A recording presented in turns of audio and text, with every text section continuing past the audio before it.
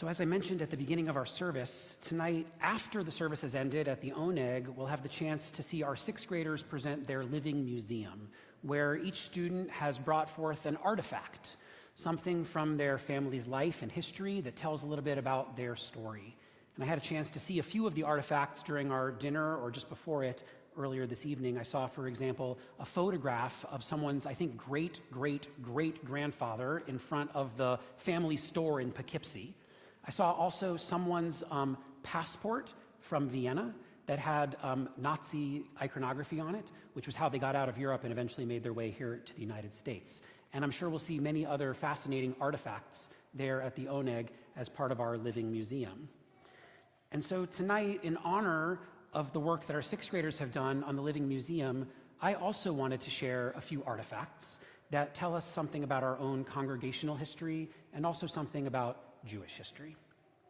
So this first is the story of a congregation that had no Torah scroll. So the year was 1965, and 6 couples who lived here in Hastings-on-Hudson realized that although there were some synagogues near them, they were a little far away. There was like one in Yonkers and one in Tarrytown, and they didn't really feel like they were a part of the Yonkers community or the Tarrytown community. And although there was a synagogue in Dobbs, it was conservative. And so these 6 couples got together in the living room of one of the 6 families and said, what if we tried to start a Reform synagogue right here in Hastings?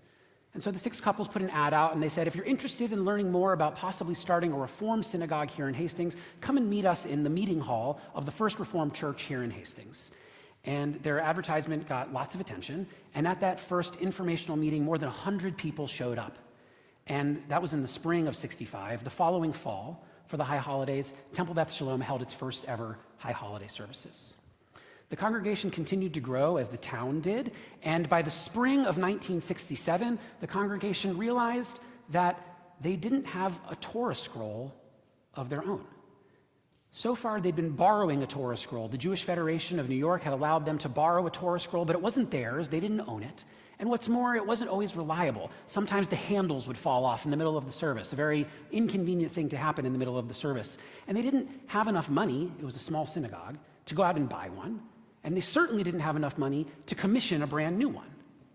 And so, the president of the synagogue at that time, a man whose name was Ben Frankel, and I want to note that Ben's daughter, who's also our congregant, Rachel Frankel, is here with us this evening, and another of Ben's daughters, Faith Levy, I believe is joining us by live stream, and he has a third daughter, Ellie, who will lovingly tell that we shared their family's name in this service this evening. Ben Frankel said, we might not have enough money to buy one or to commission one, but I heard that way across the sea in London, at the Westminster Synagogue, there is a whole trove of Torah scrolls that have no congregation.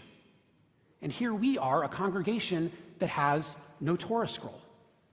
And so Ben Frankel decided to write to the Westminster Synagogue and say, hey, I wonder if one of those Torah scrolls without a congregation might be matched up with this congregation without a Torah scroll.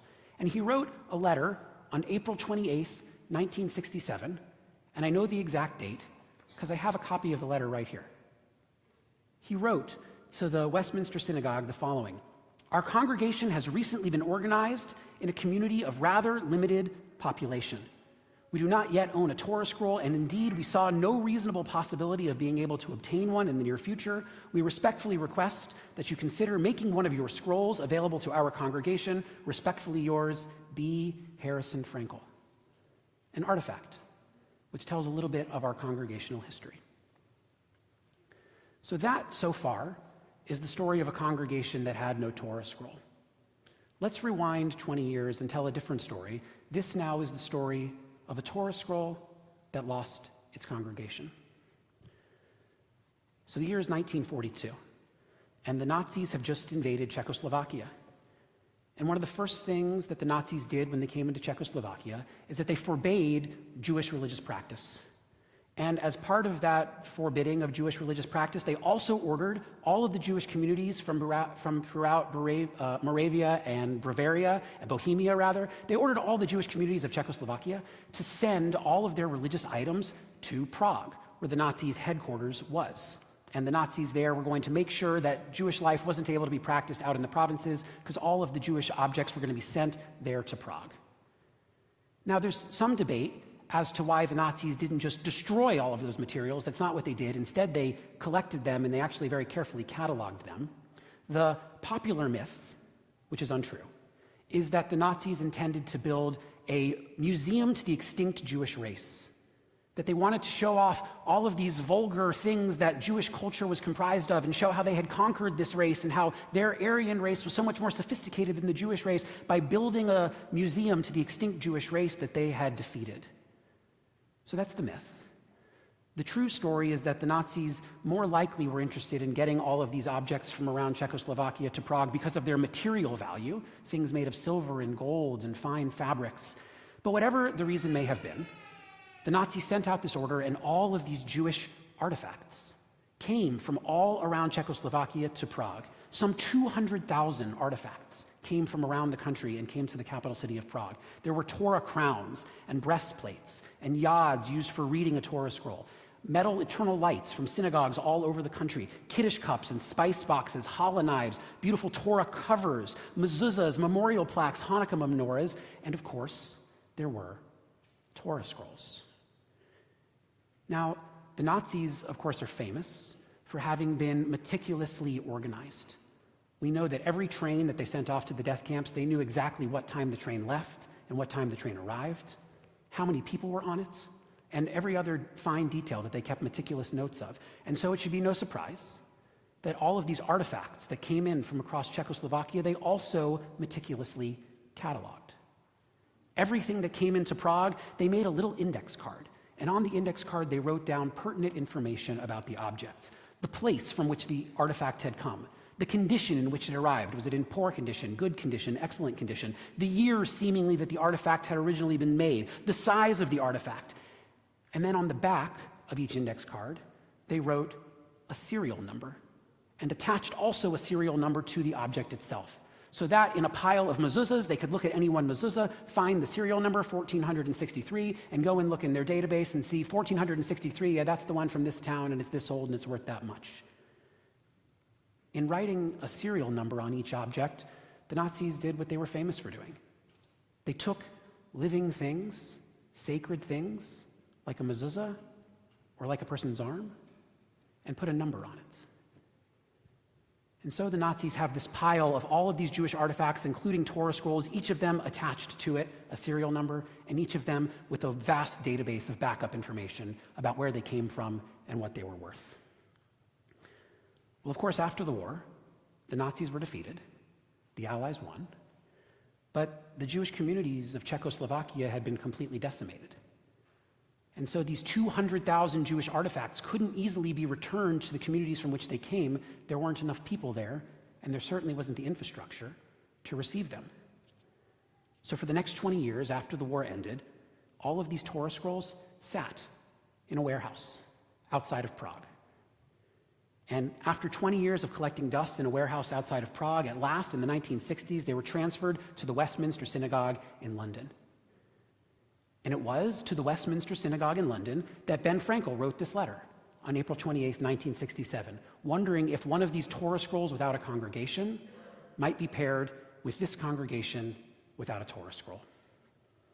And Ben's letter arrived, and in 1967, indeed, his request was answered. The Westminster Synagogue sent here to Temple Beth Shalom a Torah scroll that was part of their collection, and Ben wrote back to the Westminster Synagogue saying how grateful the congregation was to have received this scroll from Westminster that had originally come through Prague from someplace in Czechoslovakia. Ben wrote a letter back to Westminster Synagogue on November 22nd, 1967. I have the letter here. He wrote, "The magnificent Torah which you sent to our congregation has arrived in perfect condition. The scroll came just in time. The day after the scroll arrived, one of the handles fell off of our Torah scroll, the old scroll that they had been using. One of the handles fell off of our Torah scroll right in the middle of the service. And while ordinarily there would have been gasps of horror emanating from the congregation, there were instead sighs of relief because we knew we had our new scroll. Our heartfelt thanks to you for all of your wonderful work. With many thanks, B. Harrison Frankel." So this could be a happy ending. A congregation without a scroll, united with a scroll without a congregation. But even now, the story is not fully complete. Because although this scroll had found its new home here with us, in the process, it had completely lost its old one. Somewhere along the way, that serial number that the Nazis attached to every single item, somewhere along the way, that serial number was lost. And with it was lost all of the information about our scroll. Gone forever, where it came from. Gone forever, the community to which it had originally belonged. Gone forever, the year in which it had been written. And while we might imagine that it's a good thing that the serial number disappeared, that this object lost the tattoo on its arm, it also meant that it lost its history. And so for the past 50 some odd years that the scroll has been with us, we've not really known much more about it than the fact that it came through Prague to London and eventually to us here in Hastings. A scroll that found a future here, in the meanwhile lost its past. Well, all of that changed this past winter. This past winter, on the fourth night of Hanukkah, we received the following email from Westminster Synagogue. To the leaders of Temple Beth Shalom in Hastings-on-Hudson, New York, we hope that this email finds you well. 50 years ago, Temple Beth Shalom was allocated one of our Czech Torah scrolls. We have not been in touch with you for a very long time. However, we hope that the scroll remains identified and used in meaningful ways. So we wrote back to them and said, yes, indeed, we do have a scroll. We have an oral history that this scroll is indeed one of the Czech scrolls, but it doesn't have a serial number on it, and so we don't really know anything about the scroll. So then they wrote back to us, and checking their database, they described the scroll that they think they sent to us. They told us its size, which again, the Nazis had meticulously taken notes on. They said, the scroll that we believe we sent to you is 20 1/4 inches high. The scroll that we sent to you, the writing on it is in generally good condition, but there are some black stains on these, those, and the other various columns of the text. The scroll that we sent you, a couple of pieces of the parchment are creased, and in one particular place, 2 pieces of parchment need to be sewn back together. Is that the scroll that you have? So we took a look, and indeed, those specifications do match this scroll that we have. We wrote back and told them so. And then they sent us an email, and attached to it was a trove of artifacts, including these 2 letters from Ben Frankel, which hadn't been seen in decades. And most importantly of all, they sent us this little index card. And on the index card, it lists all the specifications which I just said. So having this index card in hand, I would like, for the first time publicly really, to reintroduce to our congregation this Torah scroll. This is Czechoslovakian Torah scroll, number 1,300. This is Czechoslovakian Torah scroll, number 1,537. But of course, beyond its serial number, we know much else too. We know that it was around the year 1800 that a Jewish scribe sat in a dark study somewhere in Czechoslovakia and put ink to parchment, meaning that this scroll is 224 years old. We also know that before this scroll came here to Hastings-on-Hudson, before it came to Westminster Synagogue in London, before it came to the capital city of Prague, that originally it traveled to us over 4,000 miles from the city of Brno. Brno, the largest city in the region of Moravia. It's about halfway between Prague and Vienna. And so, because we've given this scroll a new future here in our congregation, we thought we also had a responsibility to give this scroll back its past. And so over the past month, a team of congregants led by Greg Weiss have been researching the Jewish history of Brno, the place from which our scroll comes, so that we can know a little bit more about its past and reunite this scroll with the place and time from which it comes. And just a side note, we're going to make this information publicly available to the congregation so that we can have this, all of us, in our collective story. So briefly, Jews first arrived in the city of Brno in approximately the year 1250, and although they were first encouraged to come and settle there in order to strengthen the economy, to serve as moneylenders and as peddlers, after just 100 years of living in Brno, the Jews were swiftly kicked out of town. And for the next several hundred years, they weren't allowed to live in the town itself. They had to live in small villages around the outskirts. They were permitted, however, because they were money lenders and peddlers, to come into town one day a week, on market day, when things were bought and sold. But if they came into town, they were only allowed to stay in one particular inn. They had to stay in that inn so that no one would try to spend the night and then stay forever. They'd spend the night at the inn, they'd work at the market, and the next day they'd have to go back home to their communities on the outskirts of Brno. After this period of not being allowed to live in town ended, Jews did eventually come back to Brno, and in the 1800s, they built a great synagogue in the center of town in the Moorish, North African, Southern Spanish style, the Moorish style. It was one of only 2 buildings in Brno in the 1850s to have indoor electrical lighting. By 1939, on the eve of the Holocaust, Brno had 13,000 Jews living there. So that's the town of Hastings 1.5 times over of Jews. 13,000 Jews living in Brno, 10% of the city's population. Sadly, during the Holocaust, the great synagogue in Brno, the Moorish style with the electrical lights, was burned to the ground. Sadly, almost the entire community was shipped off first to Theresienstadt and then also to Auschwitz and to other camps. And after the war, only 1,000, less than 7% of the community had survived. Today, there's still a Jewish community in Brno, but it's small, about 200 Jews there. They still continue to hold religious services and cultural activities, and they're working also on restoring parts of their synagogue and, most importantly, on documenting the history of their community. So there we have it.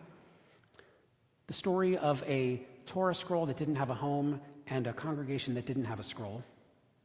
There we have it, a scroll that at first lost its past and gained a future and eventually was reunited with its past. And all of that happened on account of some artifacts, like the ones our students are going to present later this evening at the Living Museum. And this week, we're adding 2 more artifacts to the pile. The first artifact is here, this certificate, which tells the story of this scroll, where it came from, its serial number, the fact that it came here to Hastings-on-Hudson and Temple Beth Shalom in the year 1967, and we'll find a good home for this here in our synagogue. And the other artifact, and I'll invite you at some point to come and take a look, is on the scroll itself right now. If you lift the cover here, you'll see a little plaque with the serial number, which now lives with the scroll so that it can't fall off and can't get lost again. One important thing as we conclude, and let me give our scroll a little sartorial adjustment.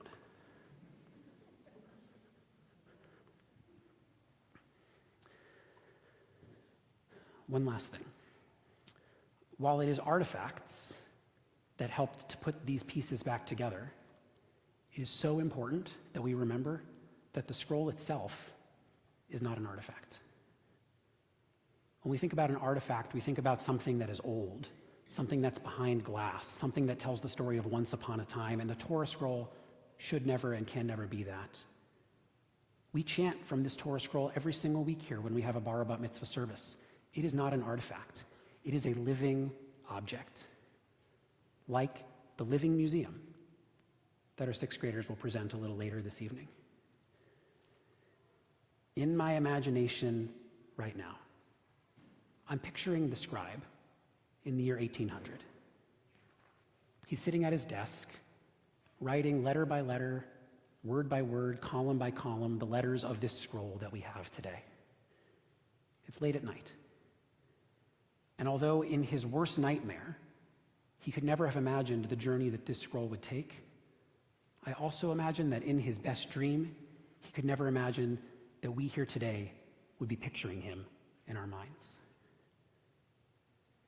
Even though that scribe has long since died, every time we open this scroll and read from it, he and all of the Jews throughout the past 224 years who have ever read from it, they all are alive again. Every time we open it, he's sitting there at his desk, writing letter by letter. The ink has not yet dried. The story is not complete. Shabbat Shalom.